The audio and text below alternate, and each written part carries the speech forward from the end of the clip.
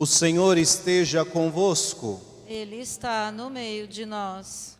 Conclusão do Evangelho de Jesus Cristo, segundo Lucas. Glória a vós, Senhor. Naquele tempo, disse Jesus a seus discípulos: assim está escrito: o Cristo sofrerá e ressuscitará dos mortos ao terceiro dia, e no seu nome serão anunciados a conversão e o perdão dos pecados a todas as nações, começando por Jerusalém. Vós sereis testemunhas de tudo isso. Eu enviarei sobre vós aquele que meu Pai prometeu. Por isso, permanecei na cidade, até que sejais revestidos da força do alto. Então Jesus levou-os para fora, até perto de Betânia. Ali ergueu as mãos e abençoou-os. Enquanto os abençoava, afastou-se deles e foi levado para o céu. Eles o adoraram. Em seguida, voltaram para Jerusalém com grande alegria e estavam sempre no templo, bendizendo a Deus. Palavra da salvação. Glória a vós, Senhor. Que as palavras do Santo Evangelho perdoem os nossos pecados e permaneçam para sempre. Amém. Podemos nos sentar um pequeno instante? Queridos irmãos, queridas irmãs, nós celebramos esse grande momento na nossa liturgia, que é a ascensão de Jesus. A ascensão do Senhor ao céu, a sua subida ao céu. Mas que subida é essa? Aquilo que nós ouvimos hoje na primeira leitura de uma maneira especial e também no Evangelho.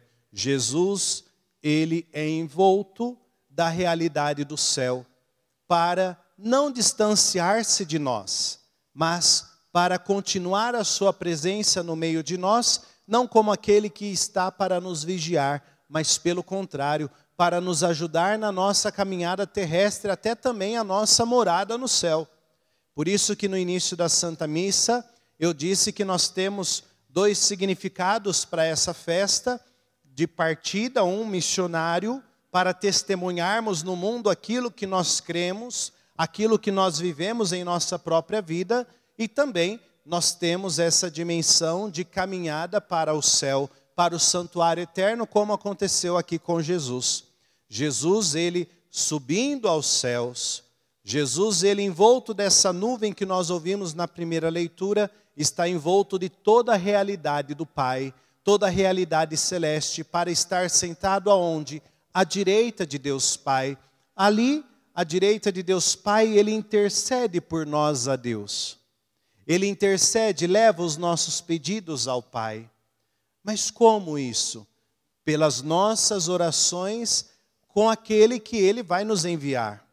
Aquele que o Pai prometeu, o Espírito Santo. Por isso era necessário que a sua partida acontecesse para que nos envie o seu Santo Espírito, que nós vamos celebrar na semana que vem de uma maneira muito mais intensa, com Pentecostes.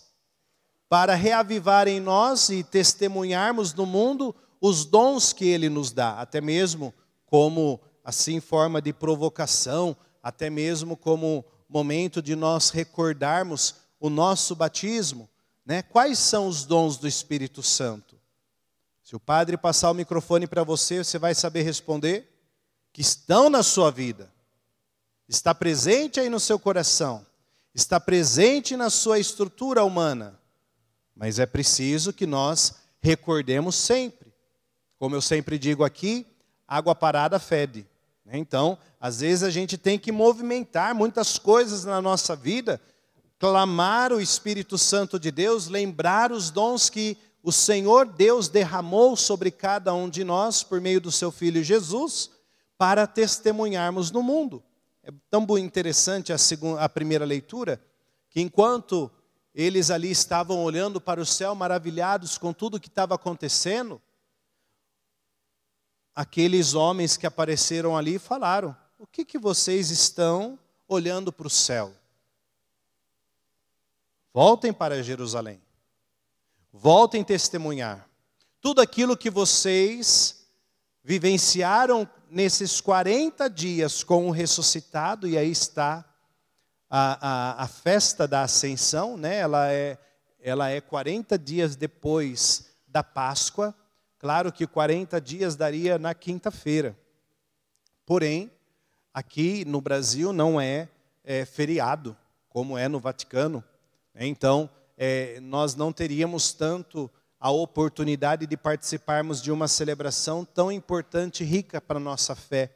Então, ela é transferida aí para o domingo, para que todos nós possamos participar bem e lembrarmos dessa ascensão, que temos um Jesus que à direita de Deus Pai está olhando por cada um de nós, dando força na nossa caminhada e falando de dentro de nós por meio do seu Espírito.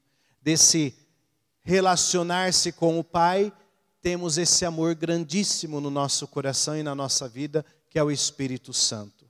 E não podemos esquecer isso, que vai nos mover, nos consolar nas nossas aflições, dar-nos força nas nossas fraquezas, elevar-nos quando estivermos caindo e até mesmo alegrar-se conosco nos momentos mais bonitos da nossa vida. E sentirmos amparados por essa força do alto, que venceu tudo. Até é interessante nós vermos que depois da ressurreição, e com a ressurreição, melhor dizendo, com a ressurreição, Jesus pôs fim num último inimigo, como nós já refletimos tantas vezes aqui, pôs morte à morte, para que nós pudéssemos viver em plenitude. Então, não perdermos de vista essa caminhada nossa para esse santuário eterno que nos espera, que Ele nos garante. E às vezes nós tivemos, até mesmo na história da igreja, muitos teólogos até mesmo, muitos filósofos que falavam assim: nossa, padre, a igreja, ela só fica olhando para o céu. Mas pelo contrário, se nós olharmos bem a leitura de hoje, nós temos que dar testemunho daquilo que tudo aprendemos de Jesus na nossa vida. Aonde estamos? Até mesmo se nós olharmos aí a dimensão da igreja, naquilo que ela construiu, no sentido de testemunho do Senhor para os apóstolos, para os discípulos e para todos aqueles que vieram depois, asilos, orfanatos, reformatórios, universidades, pontos iniciais da ciência, tudo a igreja que começa, para que nós possamos testemunhar aonde estamos, na profissão que estamos, essa maravilha de Deus na nossa vida. Os dons que Ele derrama a cada um de nós, dando-nos inteligência e capacidade suficiente para encontrarmos com qualquer pessoa e poder dialogar no amor. Por conta dessa força que Ele derrama sobre cada um de nós. Por conta dessas palavras que Ele dá a cada um de nós. Portanto, queridos irmãos, queridas irmãs, toda palavra que proferirmos, e aí nós ouvimos aqui até mesmo no Evangelho, Jesus, ao mesmo tempo que Ele partia, Ele nos abençoava. E com essa bênção é que vamos levar a bênção a tantas outras pessoas na força do Espírito Santo. E aí que eu te pergunto, aquilo que você faz na sua vida, aquilo que você fala com seus irmãos e irmãs, precisa ser uma bênção. É uma bênção. Aquilo que sai dos teus lábios é uma bênção. Aquilo, como você está se comportando, agindo com os seus irmãos e irmãs no trabalho, em casa, em todos os ambientes que estamos, é um testemunho claro de Jesus na sua vida que você professa com tanto amor. E é esse nosso empenho hoje, para continuarmos a viver, ter uma vida no Espírito Santo. Essas leituras também nos mostram que, a segunda leitura de uma maneira especial, a manifestação de Jesus na nossa vida. A sua ascensão não quer mostrar para nós podemos assim dizer, uma limitação da nossa liberdade. Por isso que ele vai nos enviar o Espírito Santo. Não. É justamente a proteção que necessitamos quando invocamos para estarmos bem em qualquer momento da nossa vida. Enfrentarmos os difíceis momentos, sabermos agir e falar nos momentos de maior delicadeza, mas é a presença dele salvífica que vai fazer-nos também redentos um dia, para esse céu um dia, mas também para, com a nossa vivência, elevarmos todos um caminho de céu. Que os nossos passos, o nosso pensamento, a nossa palavra, encaminhem todos para o céu. Leve todos para esse céu, que está nos esperando, esse santuário eterno. Mas é preciso empenho para isso. É preciso sempre clamarmos essa graça de Deus sobre a nossa vida. Que por onde você passar, aqueles que virem atrás, encontrem um caminho de céu. Que toda a tua fala, todo o teu ensinamento, todo o teu olhar, seja provocativo de céu na vida daquele que vai estar perto de você. E assim vamos perceber que tudo vai mudando. Tudo vai sendo orientado sem perder os pés da realidade. Até mesmo ontem eu recordava um pequeno trechinho de uma música não tanto antiga, mas tão significativa, que fala assim: feita de 2 riscos é a minha cruz, sem esses 2 riscos não se tem Jesus.